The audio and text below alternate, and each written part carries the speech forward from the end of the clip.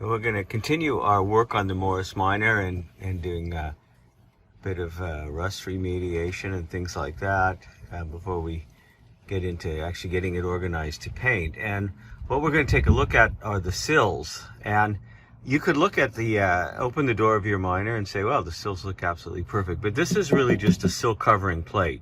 And there's quite a complex structure inside of here. And the good thing is that unless someone's done a bodged repair and welded this all together, you can kind of take this apart and get at the innards of that. And you'll see along the top here, there's some screws. Those have to come out. And then this is the bottom sill finisher. And that's held in by a series of bolts and nuts underneath. And you can actually just buy this and replace it if it's damaged, or you can put a shiny metal one if you don't want to have one that's body colored. But what you have to do is you have to get these screws out, you have to get the bolts out from here, and then this finishing plate, you should be able to take it off this lip here, raise it up, and you can get in and have a look at what your A and your B posts look like, and what that interior of the sill structure looks like, and of course also the bottom. And what happens is the floor panel comes all the way out here, and it's all part of this kind of elaborate unibody structure. And so we're going to have a go then at pulling off the sill here. Now if you have particularly good karma, these screws will unscrew. I used a little bit of an impact screwdriver to get it going. If it doesn't unscrew, you can grind off the heads or drill out the heads. Again, a little bit of an impact to get it going, and so far it seems to be unscrewing rather nicely.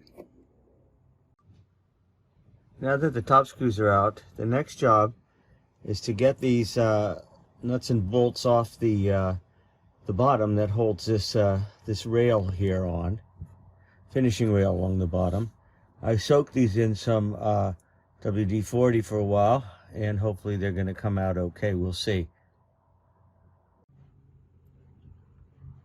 Now these nuts and bolts on this little bottom finishing rail are 7/16, and there's not a lot of room there. So this is one of those places where having a ratcheting spanner comes in really handy to get them out. Now the lower finishing rail is slotted, and so it just slips onto the bolts here. So once they're loosened a little bit, you can pull it off. So if you're not going to pull off the inner sill, you just have to loosen them enough, and you can just pull this thing right off. And so now you can see that we've got that off, and I've got one more bolt to undo up in the front here, and then we can then pull this. This will come right off of here, pry it off of this lip. Okay, so now that all the bolts are out, the screws are out, we can see if we can pull this thing off, and then we have the big reveal here. It comes off quite nicely, and then we have the original color of this thing, and it looks like it's in pretty good shape.